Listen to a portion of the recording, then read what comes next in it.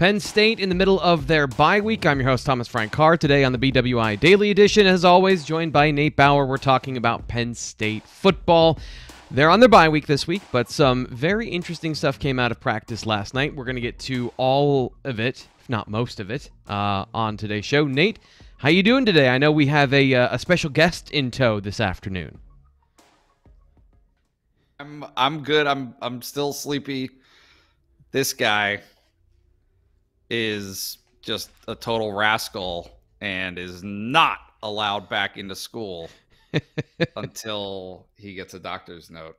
So we're gonna see if we can make it through this without any explosions. But you know what? The string cheese, it really settles him down. I love that you know the parenting tips. Like you're going to parenting 101 that you can't scream if something's in your mouth. That's phenomenal. Yeah. No, that's totally true. That's totally true. So we'll see what happens. Cross your fingers, buddy. I feel bad for him because you're starting his broadcasting career already, and I don't know that you want to put that on him just yet. But I mean, he looks ridiculous. He's got food all over his face. Yeah, unprofessional. Unprofessional. I expect him to be... I never saw the movie Boss Baby, because why would I? I'm an adult man with no children. But still, that's what I was expecting. Yeah, something much more professional and refined. That's what I try to bring to the table, and he doesn't listen to anything that I say. So just getting used to it, you know? Well, I appreciate you powering through the situation with your kid. Obviously, he seems like he's okay for the most part, so hopefully he's okay. But we'll talk some Penn State football today, and hopefully we'll get through this without anything terrible happening. But if it does, great. Yes, it's going to be great. So we're on the bye week, Penn State football on the bye week, and James Franklin spoke to the media. One thing I noticed immediately is there is a very different feeling and tone to James Franklin when there isn't a game that week than when there is. Did you notice that, and kind of what was your general vibe of James Franklin after practice on Wednesday? I don't know if I would call it a bye thing as much as I would call it that is James Franklin ticked off. Right. Like that was 15 minutes of James Franklin being in a bad, feisty place. And it's not necessarily like just dejection, right? Some guys are just like they lose their spunk, whatever. He's not that. He gets on his hind legs and starts to battle back a little bit. That's kind of his MO, I think. And so what I saw yesterday was, one, look, we all know what whether we agree with it or not, right? We know what his stance is on divulging injury information. Yep. He doesn't do it. He doesn't want to do it. It doesn't mean that there aren't instances where he gives some hints and some clues. I think that he does that because he can't help himself occasionally, right? Like, saying that Sean Clifford's injury, right? Like something that everyone at that position deals with at some point. Correct. That's exactly what I picked up on as well. Of okay, so everything we were talking about, that's soft confirmation without saying it of Sean Clifford, we think is dealing with a rib injury. You can see a lot of quarterbacks that deal with rib injuries when they get hit in the pocket. Yep. Drew Brees. Yep. Tua. Ben right? Roethlisberger. So Cam Newton. I'm just connecting the dots. You know more than I do, but we're going to connect the dots here. It'll be fine. But yeah, no. So my point though is he says that he doesn't want, and then there's still 5 questions. And like, this is just the game. I mean, it's not the fault of the journalists, and it's not the fault of James Franklin. It's just, that's what he's going with. And so when he had to address that for Sean Clifford, and obviously like, this is a huge deal. Sean Clifford's health is a massive deal. Like, it cannot be overstated how big of a deal it is, his health or not healthy. However, between that and PJ Mustipher and his season being over, the unresolved situations with 3 other players, John Lovett, Devin Ford, and John Sutherland, all of whom left the game on Saturday and did not return, plus his 5-minute and change rant on right? Like, just like, that's a guy kind of defending the integrity of the sport, as he said, right? Like, I mean, he is arguing for decorum in a world that doesn't have it. And so I mean, that's kind of the problem, is like, when it's your side who is being attacked, for lack of a better word, it makes sense for him to be defensive about it. However, I think that we're all kind of kidding ourselves if we don't acknowledge and realize that, like, the days of polite clapping over injuries are more or less over. The days of, like, just respecting your opponent and all of those things that we considered, like, kind of public norms and things that we all did as sports fans. Like, this is where we're going. The trajectory is this way, not the other way. And I'm afraid the train has left the station. This is a societal thing. It's not just a sport thing. And I think you're absolutely right about that. And that's something that I was thinking about today. And quickly, so I want to set this up. The full 5-minute and change video, including his full press conference, both of those are up at our YouTube channel. So if you're watching that here today, if you want to pause and go watch all that, because that's what we're referencing, you can do that. But I'm going to play a quick clip of that 5-minute conversation right now of James Franklin talking about what he had to say, his semi-prepared statement when it came to what Kirk Ferentz had said about him and his organization, and the things we kind of covered yesterday in the BWI Daily Edition with the potential, the illusion of faking injuries. Here are some of his comments about that. People use this strategy to slow people down. Spread offenses, tempo offenses. They huddle. So that strategy did not make sense in this situation. Sean Clifford, did we want him to go down and not return in the game? Devin Ford, our starting tailback in the game, went down and did not return in the game. Did we want that to happen? Lovett went down, did not return in the game. Sutherland, our captain, went down and did not return in the game. So it was a physical game. Was there a bunch of injuries? I get it. And how it may have looked, I get it. I'm telling you, we don't coach it. We don't teach it. And made it look that way because there was a bunch of injuries in the game. I get it. There's a bunch of injuries in the game. But 70% of those guys never returned. So, Nate, my problem is that James Franklin is citing facts, right? Yeah. He is giving you the information that these are irrefutable things. And you and I, we talked about this Wednesday.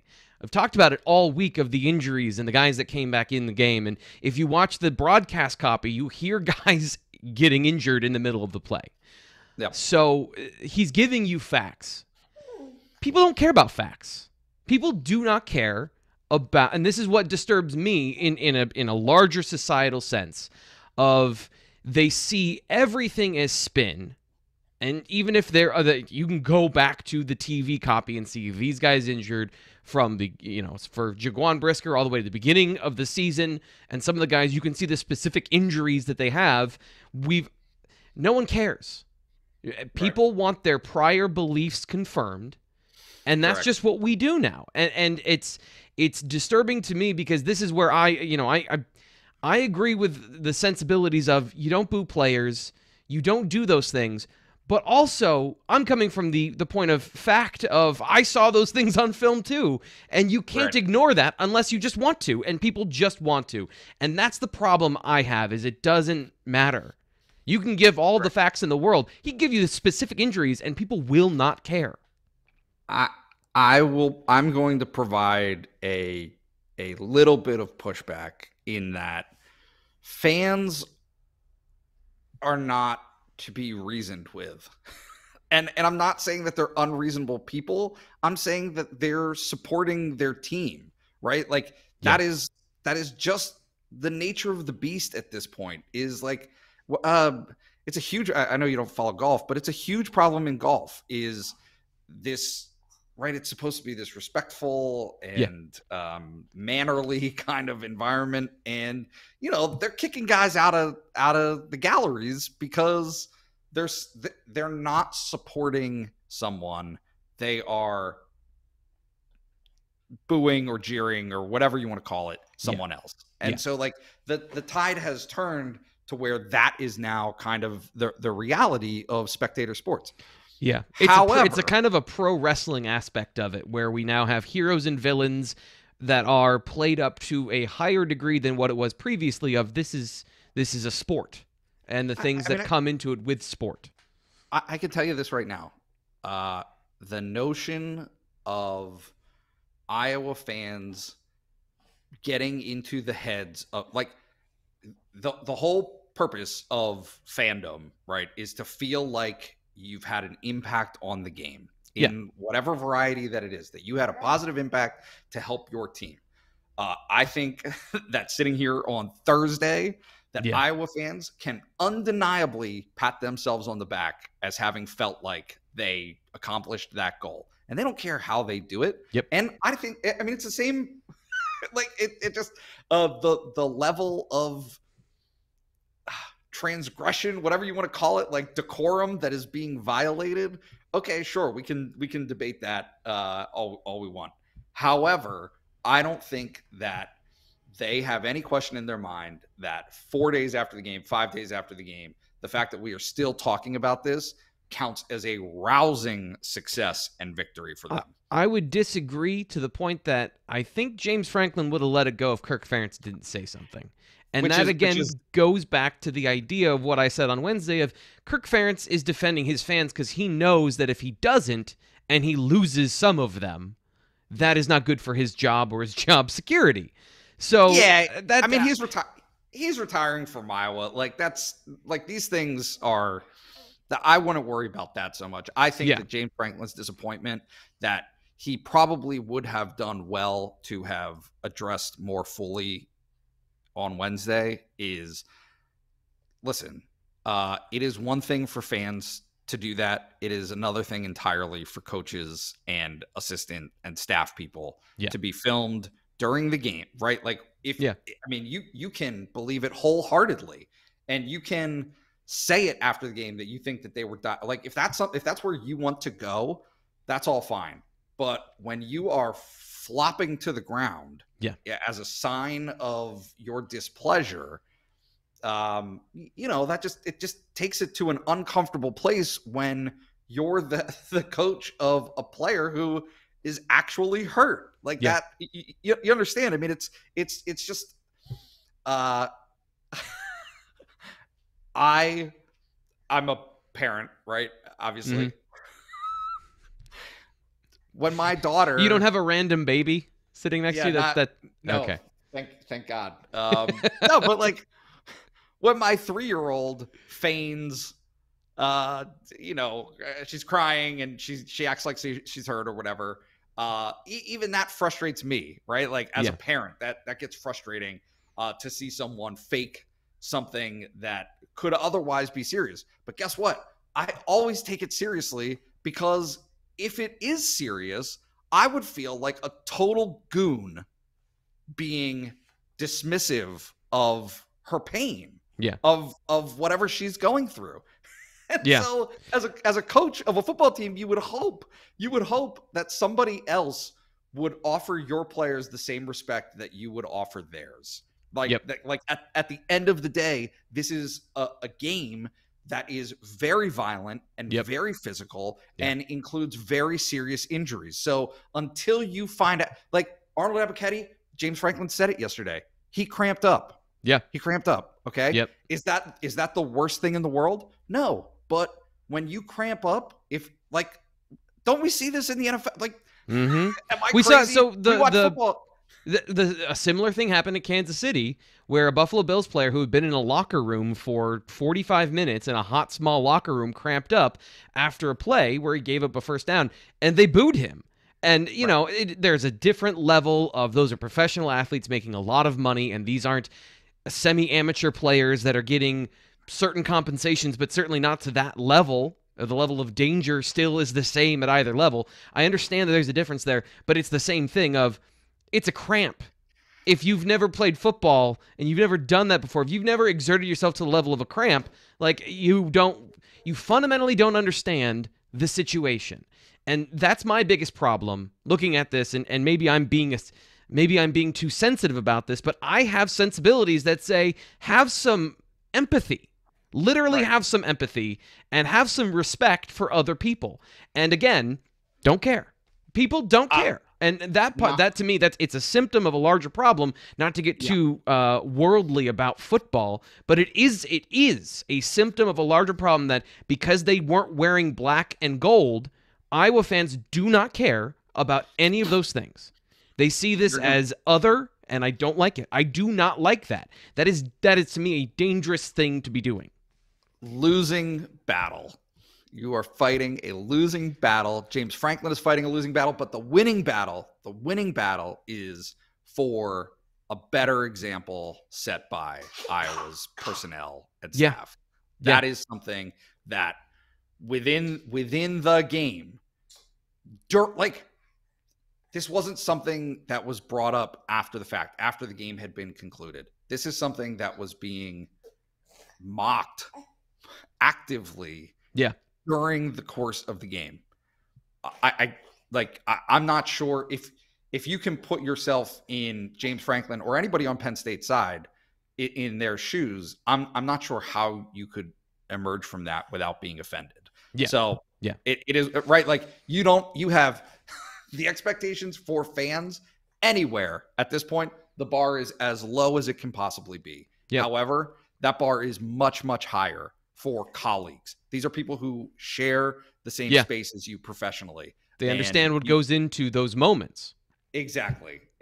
So I think that's where that comes from. But at the end of the day, like I think, and I thought even after the game, that part of the reaction that I saw from Penn State's players was like humor over it. Like they weren't like the most upset. You know what I mean? Like, I don't know. Like, I guess that's part of what you come to expect in situations like that. Even as a 20-year-old kid is like, if you've been there before, you've been to Kinnick Stadium, like, you know that they're gonna go crazy. Like, that's what they do. That is the vibe of that fan base, and they take pride in it, and it's something that has an impact on the game. So mission accomplished. We're all out of string cheese here on the BWI Daily Edition. I'm your host, Thomas Frank Carr. That's Ollie in the background, and Nate Bauer here joining us. Let's talk about practice. Let's talk about the actual thing that we went to see yesterday. It is the bye week. It's the middle of that situation. What were you looking at? What were you paying attention to when we had a couple of minutes of availability during the actual throwing of footballs and catching of footballs, blocking and such? Yeah, I mean, was there anything to watch other than Ta'Quan Roberson?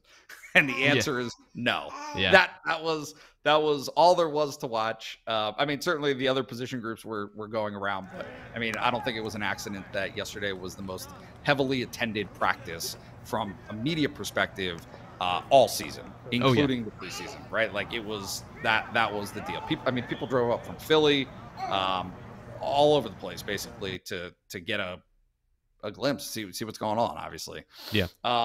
That said, and this was one of the notes that I passed along in my post-practice kind of notebook, but the tone from Mike Yurcich toward Roberson changed to me. More encouragement, a little less like he gets into him. Like I guess that's the funny thing to me is like for the first 6 weeks of the season, all of the comments that I had or the things that I noticed about that dynamic were Yurcich really digging into Roberson every chance that he gets to pick up his game. And you understand why. You get it. He needed to be better. Yurcich was on an abbreviated timeline where he had to bring that along. However, now that he's the guy for however long this is, if it is how long it is, he wants Roberson to feel confident. He wants Roberson to be, to go into that feeling good about himself for the Illinois game. So, that was the major thing that stood out to me about practice. Beyond that, I mean, it was really just the James Franklin show after practice. Yeah. And another thing, and this is something that you and I talked about a little bit afterwards. One of the things that I noticed was that James Franklin, and to you asked me about this, of like where somebody said this to me, of where James is during practice should tell you something a little bit. And down on away from the quarterbacks, I took a couple of minutes and I was checking out what they were doing down there, and they were doing some live hitting drills, and they were doing some live reps, working on the run game. And this is something that we talked about, of what are they going to do? How are they going to make things better around Ta'Quan Roberson? And that's one of the areas where I think that maybe there's a little more emphasis. And people I think misconstrue the idea that there wasn't emphasis on the run game before, but now it's a focus because it has to be. On the flip side of that too, one of the things that was noticeable to me was that when James Franklin was down there, kind of on the flip side is there was a little bit more intensity when they were working on it. There was a little bit more of that wasn't acceptable, instead of the the kind of the coaching and point taking sort of thing. Yeah, I mean, I didn't get to literally the only thing I saw was Ta'Quan Roberson and Christian Veilleux working with the receivers. Roberson underthrew a bunch of balls, deep balls that Yurcich, kind of got into him like, hey, make them run through the ball. Right? Like that was it, is you got to get it there. And these were really deep passes, but that he has the arm for it. So, but yeah, no, that was kind of the dynamic. And I think it lends, it gives you an idea of how this is going to go over the next 9 days. Yeah. Right? So that's what Penn State needs. They have to get that out of the quarterback position, and they need a guy who can feel confident with what he's doing. So then quickly, what was your impression of Roberson about how he was performing in practice? And again, it's positional drills. It's not like it was live. It's not like it's a full picture, but what was your kind of snapshot of how he was performing in front of everyone? Not great. Yeah. So then I have to ask the follow-up question, because that's what everyone wants to know afterwards. Well, what about Christian Veilleux? What about the backup to the backup? What about the assistant to the regional manager? Yeah, I don't know. I think that you can. I thought and have said previously that I think that Veilleux throws a sharper looking ball.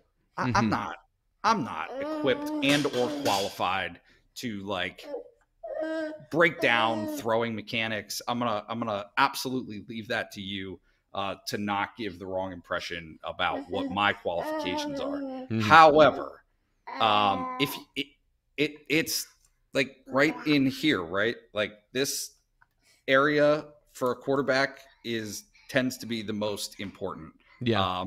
And so if you're not up to speed, if you don't have a grasp and a handle of what you need to do, and how to handle certain situations, I mean, that's why experience matters. Yep. It just plays such a huge part in what you can do in every respect.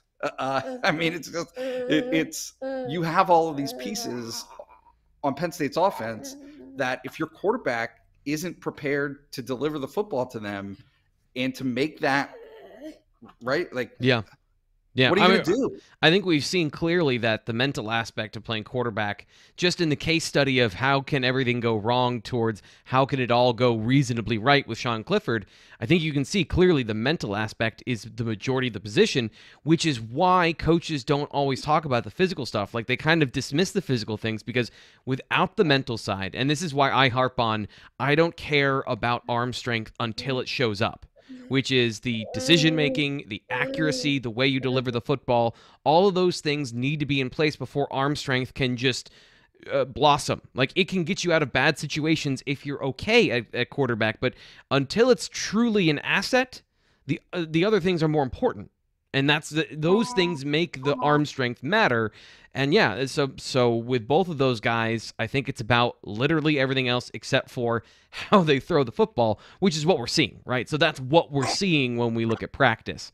And by the way, when you're talking about like describing arm motion or all those things, like it's just what you see, describing what you see in a way that is connecting the dots, right, of the position. So I've always thought Roberson looks like he's thinking. It's very robotic. And I think that's part of the underthrow problem is when you have guys that are thinking, it's not coming out naturally. So that to me is the next step of how in 10 days do you get him to stop thinking, but also be thinking correctly?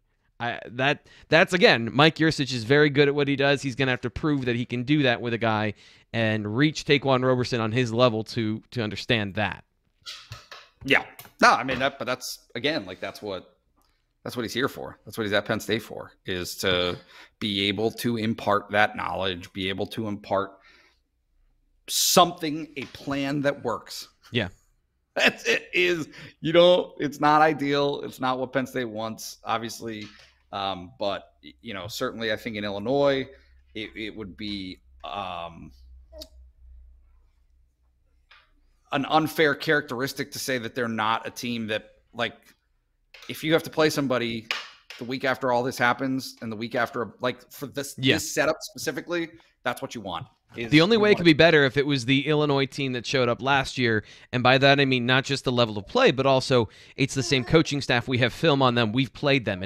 The only difference is it's a new coaching staff. The players are the same, but the schemes and how they're being used might be a little bit different. One thing that I asked James Franklin about their bye week self-scouting and what they do. His tone to me, obviously he wasn't going to divulge any information of, we saw we run this too much, or we saw that this is a hole in what we're doing. To me, it didn't sound like things are going to change dramatically. And that's one of the things that we've talked about is how do you tailor-make a new offense? I think he talked about tendencies are good because it means you're good at stuff. So that's... I wouldn't expect to see dramatic differences from the way Penn State operates their offense. Maybe some things are scaled back, if anything. Yeah, no, exactly. Scale back. I mean, that's right. Like we have this notion of a playbook as being this stagnant object, but it's not. It's something that changes and moves frequently once you get past the base stuff that you're working in. And so I think that, there will be some type of reversion to the basics, right? Just to keep things under control. So, no, I don't know. It's gonna be an interesting. Again, presuming that Sean Clifford is out for Illinois, which I'm not sure that everybody else is presuming that. I'm presuming it. Yeah. But if that's the presumption, then that's kind of what I'm anticipating seeing. We've gone about 10 minutes longer than we probably should have because Ollie's been such a good boy. So He's watching me. He's I was expecting much worse. He is doing a great job, truthfully. So any last words from you or from Ollie before we wrap up here on the daily? What do you got, buddy? Yeah, give me. Yep. No, he is insatiable. That's exactly right. Microphones and cords and phones. And you're doomed. Yeah, you're doomed. I'm in trouble. So now that's all I got. What else do you got? That was it. I just wanted to talk about not to expect anything terribly different because I think they're pot committed. Things are locked in, loaded for this football season, and I don't think they think it's as bad as it was last year. I don't think they're going to need to do as hard of a reboot on the offense in the middle of the season because there are parts that have been working. So we'll see, and obviously we'll be back next week with much more on Ta'Quan Roberson and Illinois and all of those stuff and all of those things. But also coming up tomorrow, high school football still going on. So Ryan Snyder, our recruiting insider, he's back. He's going to be doing Ryan Snyder's best bets as well. I need to check in to see how he's been doing this week. I haven't really checked in on his record from last weekend. That was a large part of our conversation yesterday, which we'll get into tomorrow. So Nate, thanks for coming on. Ollie, you're doing a great job. Thanks so much for having both of us. We loved it. All right, that'll do it for the BWI Daily Edition. I'm your host, Thomas Frank Carr. This is life, people. This is Zoom. My wife calls it Zoom culture. You get to see inside the realities of what we're working with. You just can't see the bunny behind me. Live animals in studios, babies, doesn't matter. This is the new reality. So we'll be back tomorrow with more of that. I'm your host, Thomas Frank Carr. Make sure you subscribe to Blue White Illustrated.